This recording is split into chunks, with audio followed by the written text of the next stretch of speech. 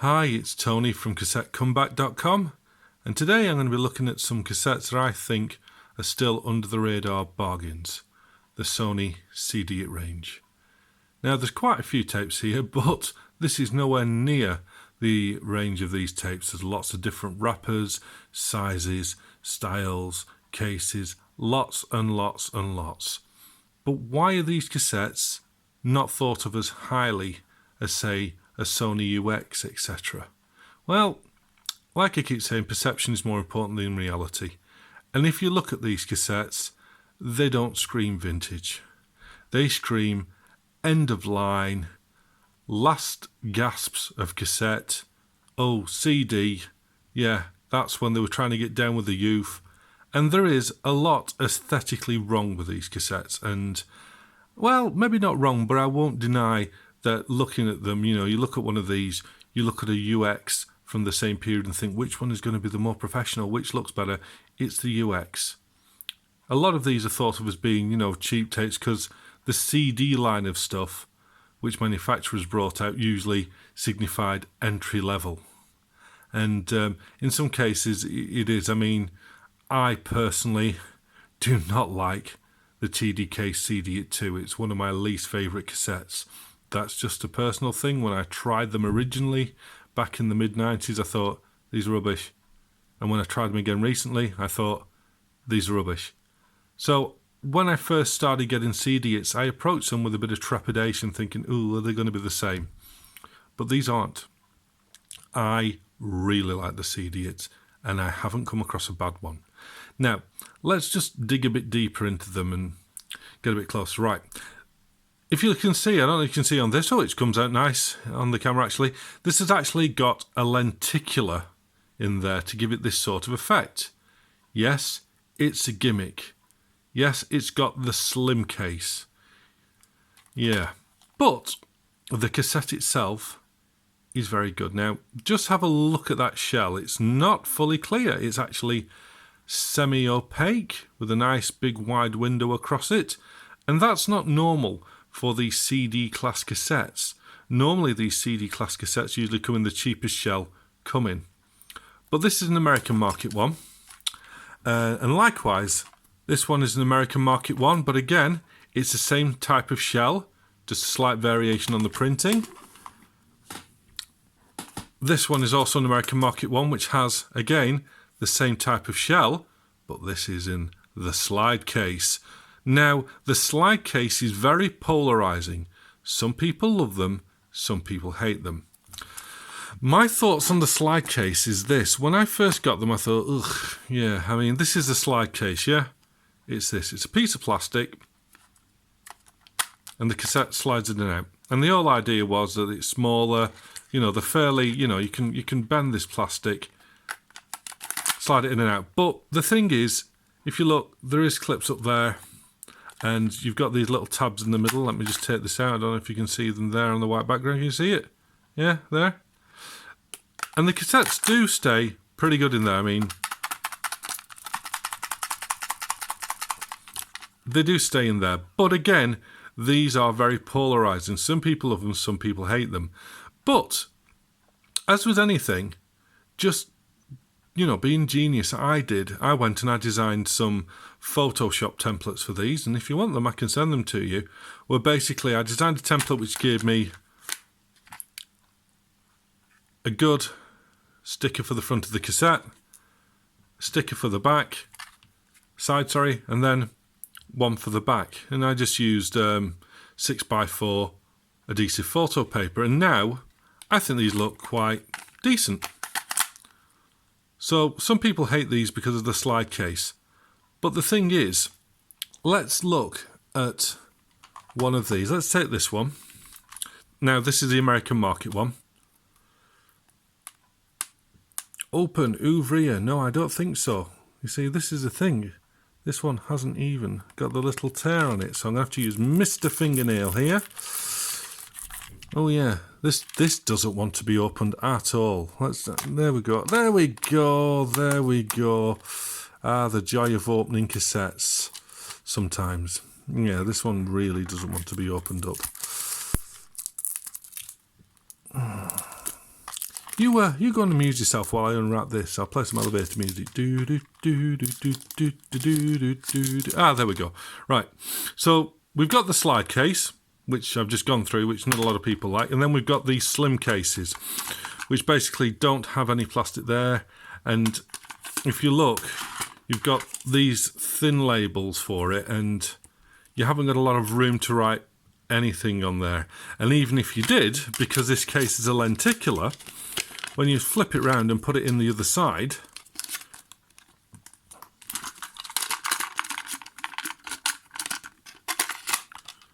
you know, it's blurry. It doesn't, you know, it's a lenticular. It still doesn't look good. And I can understand. I don't particularly like these lenticular cases at all.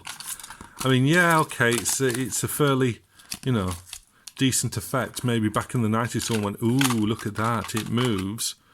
But I don't like these cases. But I do like these tapes. Now look at this shell. Again, this is the American market shell. This is a really nice shell. Yes, it's not a screwed shell, but you know what? I read something and I thought about it, and I sort of agreed. Screwed shells, are they necessarily better sonically? Think about it. You're going to have one side which is going to have screw heads in. So if you think about it, even though it's not massive, you're going to have a bit more weight on the side where the screw heads are. And also, because these are sonically welded, they're more rigid, and rigidity is good. The only problem comes with sonically welded shells is if you have to open them up for some reason. Maybe because the tape's gone bad, then you're a bit stuck. But other than that, if it performs nicely, this is a really good shell. This is a very attractive cassette. And the thing is, this shell isn't unique to the CD-IT. Like I was saying, usually you got the cheapest shell of the lot, usually cheap clear shell, on the CD tapes. But if we look at this metal SR, apart from the printing, this is the same shell. So we've got the same shell as metal SRs. And everyone likes metal SRs. So the CD, same shell, very good. And like I say, this one is welded too. This isn't screwed. So we've got in here in a budget Type 2, which can be got very cheaply compared to the rest of the Sony Type 2s. We've got the same shell as their metal. Like I say, this is a US market one. The other variants we've got, like I say, we've got several variants of the slide case. This one actually comes in this wrapper. This is European. I don't think we got the nice shelled ones in Europe. We got mainly these clear shelled ones. But again, this isn't a bad shell. It's clear. It's sort of tinted. It's sort of like the last of the line HF, but it's attractive enough and it's sturdy enough. It's a, you know, I don't get much squeaking problems out of it. And then we've got this type, which is sort of a mishmash because it's not the American style shell. God, these are hard to get into. Let's try again. It's not the American style shell. This really is a last of the line HF style shell, this one. It really is last of the line HF style shell. It doesn't even have stickers because it's got one of them sort of matte imprinted on the top that you need a permanent marker to write in. And it's got the slim case again, but it's not a lenticular slim case at least, so that's something. But like I say, if you look at them, the problem is that these do look low rent. They do. I mean, at least on the outside with the gaudy wrapping and the slim shells and the slide case. And this is why these cassettes are not particularly loved, especially not by collectors and by people in general. However, that doesn't stop them being really, really good tapes. Because like I say, if you can live with just having the slim cases, or if you want to take your time to do your own stuff with the slide case, you're going to find these are very good tapes. Because let's think about it now. You're Sony, right? And especially at this time, you're outsourcing production and blah, blah, blah. What are you going to do? You've got the UX, you've got the UXS, you've got the UX ES, you've got the UX Pro. Are you going to go and create another line of Type 2 tape, a special formulation, just for the CD-IT? No. You're going to use something that you've already got. Now, there's lots of theories, and we can't substantiate any of them. But what I'll say is that I've had some of these CD-ITs sound alright, decent, and I've had some of them that sound spectacular. And what I think has happened is that Sony were maybe using not the finest part of the pancake, or maybe, the finest cuts, the cuts toward the end of the actual roll. Maybe they've used it in CD-IT, or they've used bits that they've got knocking round. But some of these tapes, I'm sure, have got UXS tape in them. The rest of them, UX. But I don't think any of them have ever been trashed. It's like these CD-IT ones. I'm going to record on both of these for you so you can have a listen. But these CD-IT ones are some of the bassiest tapes I've ever heard. They really, really give a lot of bass. And maybe that was part of the design. But I also believe there may be some cobalt doping going on because they take a lot of signal as well. So what I'm going to do now is we're going to do a bit of taping on these two. And you can listen to for yourself as to, yes, these look tacky. Yes, these are cheap. But these, underneath it, where it counts, in this stuff spooled round it, these are very good cassettes. Okay, so for this I'm going to use my discrete 3-head dual capstan NAC DR10. Now, all I want to say at this point is that these videos are not for audiophiles. You guys already know your stuff. You've spent so much money and time getting to know it. I'm not telling you anything you don't already know. But I want to explain a bit more about how I actually do these videos. Now, there are 2 audio streams in the final video file. The first one is this one, which comes from the camera, which is me talking. The second one is that as I record from the decks, I record from the deck into a PC where it's recorded as an uncompressed WAV, and there it is then spliced into the video in editing. Once it's in the video, then the video gets turned into an MP4, so we've got compression going on there. And then after that, it's uploaded to YouTube, where they add further compression. So you're not going to get it to sound exactly like what it is when I'm recording it and hearing it direct from the deck. So you've got to bear that in mind. But I'm not trying to make videos that show cassettes off as being the ultimate high-fidelity format, because, let's be honest, they're not. This is a hobby. This is fun. We do this because we want to. My videos are for the new guys coming back, or those that just don't really know maybe as much as me. And it's about having a level playing field for the cassettes so that you can see in the same deck with the same settings and the same tune that cassettes can sound different, and some can sound better and some don't. It's not about trying to get you guys to hear the ultimate high fidelity through a double compressed YouTube video. So I just want to get it off my chest to begin with. So, the first tape I'm going to do is the CD-IT Type 2. And like I say, this is brand new out of the wrapper. Sometimes you don't know what you're going to get in there, but I'm pretty sure from all the ones I've used so far, this is going to sound good. Now, again, the music I've chosen is a piece from the YouTube royalty-free library, and this one's called Honey, and I like it because it's got a very pronounced bass line and a very pronounced set of hi-hats in it. Now, some people have asked, this bias, I don't understand it. Bias is basically this. Think of it this way in simplest terms. You've got a certain amount of treble and bass, a bit like an EQ maybe, but this is different. The more bass you add, the less treble you have. The more treble you have, the less bass you have.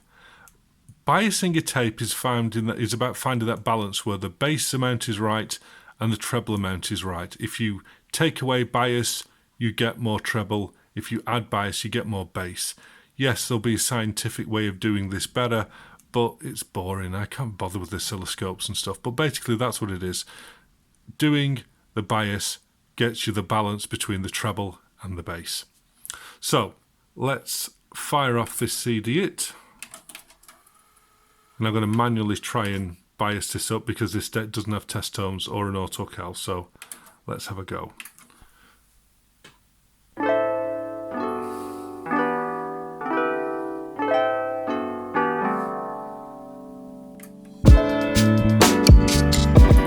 That's running a bit hot. Okay, that's better.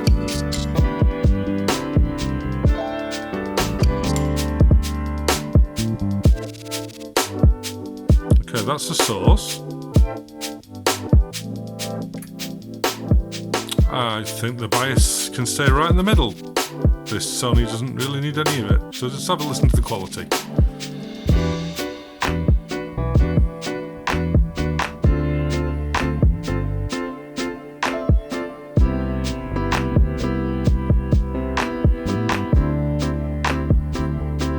Back to the source.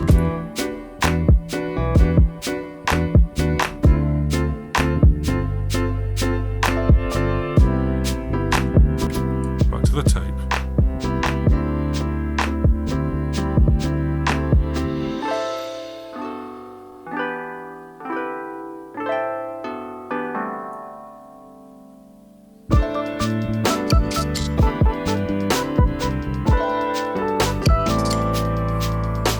The source.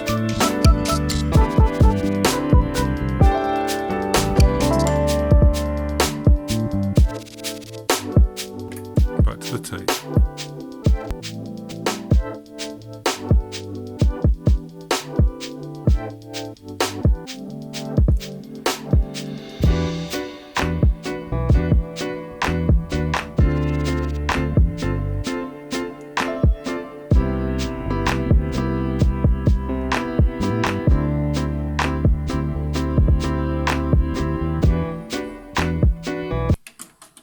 Well, what do you think? For possibly one of the cheapest branded Type 2s out there, that sounds pretty good to me. And this is a 100-minute tape, and I've used quite a lot of these, and I've never had any snag up. Usually if you have thin tape snag up, it's because the deck either needs its pinch rollers cleaning, or it's out of alignment or something. But to me, you play that to me and say, oh yeah, that's a Sony UX or a UXS, with my eyes closed. Would I be able to say, oh no it isn't, it's cheap CD-IT? No, not really. These are very good, and it's a great shell. Right, so now let's try the Type 1. Let's try this one then. Set to Type 1. I'm going to try it without Dolby.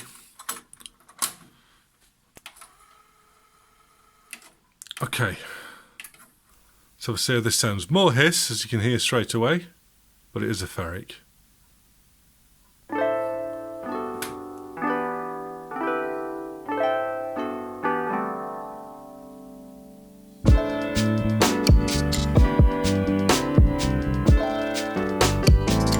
Let's go back to the source.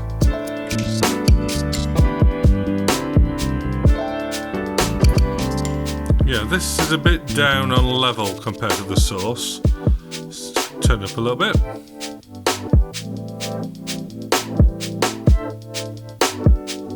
Peaking at 5 now.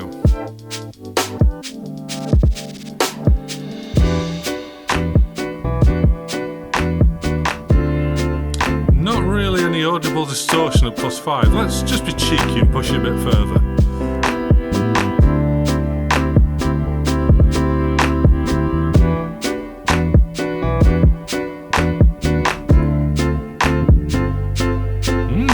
This takes a good amount of level, doesn't it? Let's turn it down a bit. Let's put some Dolby on, some Dolby B.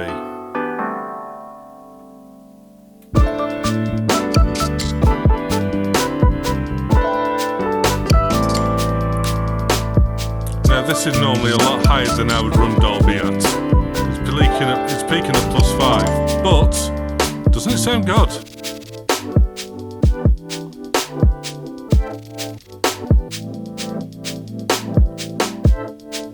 Compare it to the source.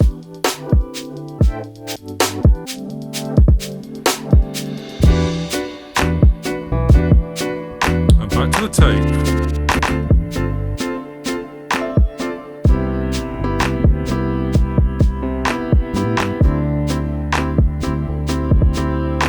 Turn down just a little bit now, see what it would sound like at normal Dolby levels.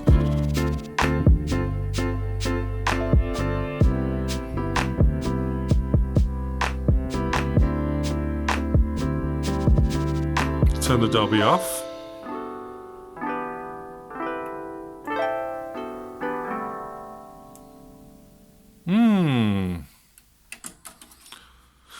So there we go. I mean, I was running that at +5 with Dolby B, and it wasn't audibly distorting.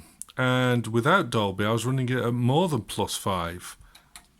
Now, that's normally the preserve of what I would run a Super Ferric at. So I said before I thought there might be some cobalt doping in here. If we just look at the tape itself, though, the tape is very brown. It doesn't say to me that that's cobalt doped, but who knows? But for a cassette that sells regularly for around £1, I think that sounds as good, if not better, than nearly all normal Type 1s that I've used. This is a very impressive cassette, especially if you put some Dolby on it. So what do we make of that? Well, I mean, I don't know what to say. A lot of the problem with high cassette prices is the vintage, the nostalgia, and it negates the fact that the cassettes themselves aren't always the actual main factor for buying them. Like in the case of these, we've just listened to these two, and I think you'll agree they sounded great.